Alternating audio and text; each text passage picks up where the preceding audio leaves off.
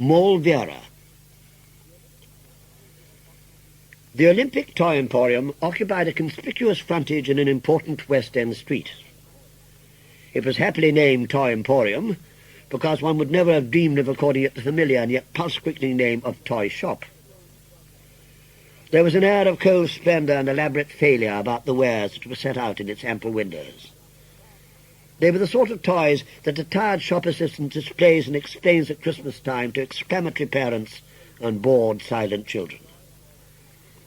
The animal toys looked more like natural history models than the comfortable, sympathetic companions that one would wish at a certain age to take to bed with one and to smuggle into the bathroom. The mechanical toys incessantly did things that no one could want a toy to do more than half a dozen times in its lifetime. It was a merciful reflection that in any right-minded nursery the lifetime would certainly be short.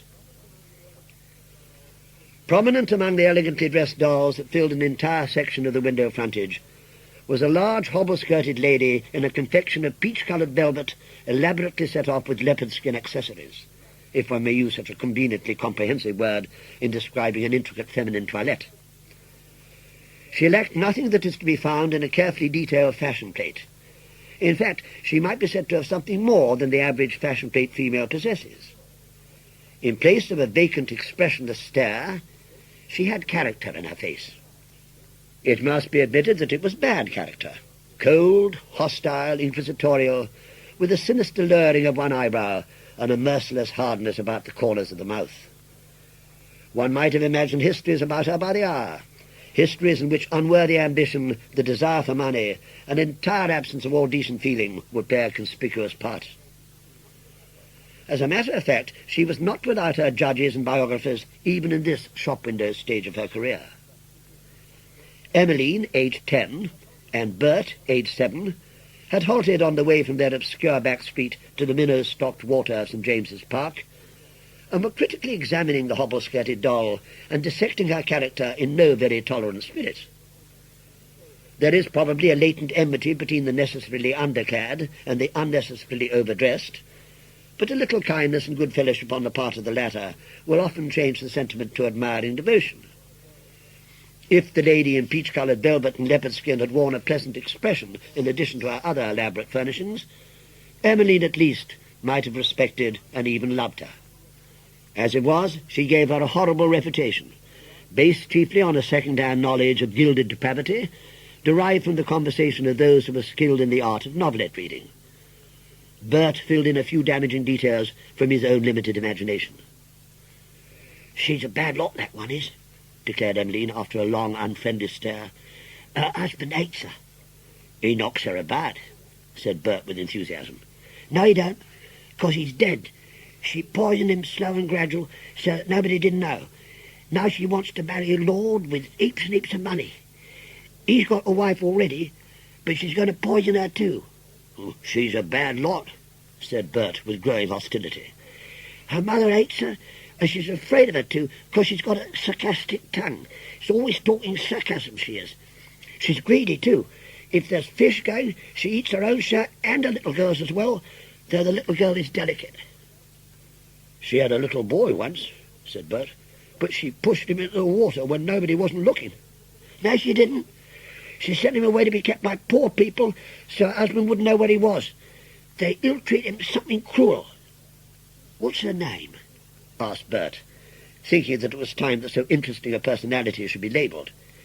"Her name?" said Emmeline, thinking hard. "Her name's Morlvera." It was as near as she could get to the name of an adventuress who figured prominently in a cinema drama.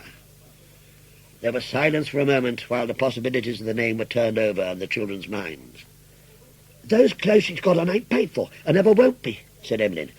"She thinks she'll get the rich lord to pay 'em, but he won't. He's given her jewels, hundreds of pounds worth." "He won't pay for the clothes," said Bert with conviction. Evidently there was some limit to the weak good nature of wealthy lords. At that moment a motor carriage with liveried servants drew up at the Emporium entrance. A large lady with a penetrating and rather hurried manner of talking stepped out, followed slowly and sulkily by a small boy who had a very black scowl on his face and a very white sailor suit over the rest of him. The lady was continuing an argument which had probably commenced in Portman Square. Now, Victor, you are to come in and buy a nice doll for your cousin Bertha. She gave you a beautiful box of soldiers on your birthday, and you must give her a present on hers." "Bertha is a fat little fool," said Victor, in a voice that was as loud as his mother's and had more assurance in it. "Victor, you are not to say such things. Bertha is not a fool, and she is not in the least fat. You are to come in and choose a doll for her." The couple passed into the shop, out of view and hearing of the two back street children. "My, he's in a wicked temper," exclaimed Emmeline. But both she and Bert were inclined to side with him against the absent Bertha, who was doubtless as fat and foolish as he had described her to be. "I want to see some dolls," said the mother of Victor to the nearest assistant. "It's for a little girl of 11. "A fat little girl of 11, added Victor by way of supplementary information. "Victor, if you say such rude things about your cousin, you shall go to bed the moment we get home without having any tea." "This is one of the newest things we have in dolls," said the assistant, removing a hobble-skirted figure and peach-coloured velvet from the window. "Leopard-skin toque and stole, the latest fashion. You won't get anything newer than that anywhere. It's an exclusive design." "Look," whispered Emmeline outside. "They've been and took Morlvera." There was a mingling of excitement and a certain sense of bereavement in her mind. She would have liked to gaze at that embodiment of overdressed depravity for just a little longer. "I expect she's going away in a carriage to marry the rich lord," hazarded Bert. "She's up to no good," said Emmeline vaguely.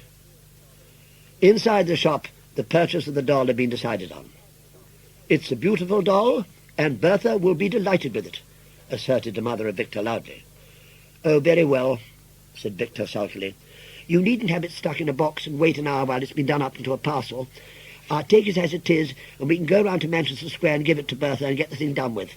That will save me the trouble of writing 'For dear Bertha with Victor's love' on a bit of paper." "Very well," said his mother. "We can go to Manchester Square on our way home. You must wish her many happy returns of tomorrow and give her the doll." "I won't let the little beast kiss me," stipulated Victor. His mother said nothing. Victor had not been half as troublesome as she had anticipated. When he chose, he could really be dreadfully naughty. Emmeline and Bert were just moving away from the window when Morlvera made her exit from the shop, very carefully held in Victor's arms. A look of sinister triumph seemed to glow in her hard, inquisitorial face. As for Victor, a certain scornful serenity had replaced the earlier scowls. He had evidently accepted defeat with a contemptuous good grace. The tall lady gave a direction to the footman and settled herself in the carriage. The little figure in the white sailor suit clambered in beside her, still carefully holding the elegantly garbed doll. The car had to be backed a few yards in the process of turning. Very stealthily, very gently, very mercilessly, Victor sent Morlvera flying over his shoulder so that she fell into the road just behind the retrogressing wheel. With a soft, pleasant-sounding scrunch, the car went over the prostrate form. Then it moved forward again with another scrunch. The carriage moved off, and left Bert and Emmeline gazing in scared delight at a sorry mess of petrol-smeared velvet, sawdust, and leopard skin, which was all that remained of the hateful Morlvera. They gave a shrill cheer, and then raced away, shuddering from the scene of so much rapidly enacted tragedy. Later that afternoon, when they were engaged in the pursuit of minnows by the waterside in St. James's Park, Emmeline said in a solemn undertone to Bert, "I've been thinking. Do you know who he was? He was a little boy what she sent away to live with poor folks. He come back and done that.